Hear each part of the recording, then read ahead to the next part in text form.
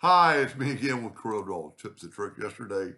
Just yesterday, I made this video, and I'm glad I didn't delete it because I was kind of playing around with it.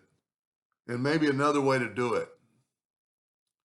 And if you can see, if we fill in the Smart Fill tool, we've got the exact 45-degree angles on all of it. So the way I did it, let me just use one of these. I'm going to hit P, put it in the center of the page. I'm going to Control D, and I'm going to nudge it up 5 inches.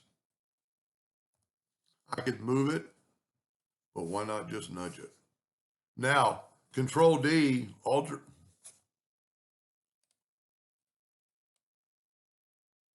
Control D, alternate C is going to make it rotate from the sun.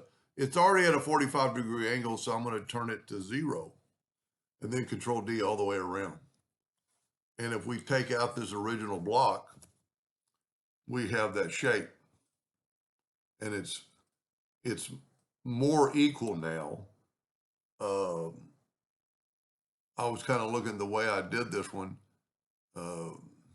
This point doesn't match, and he brought it to my attention.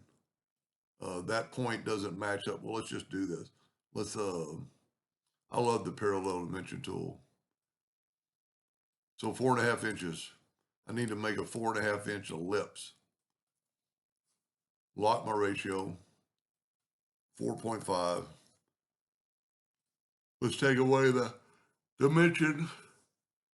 Select both those, give us CE.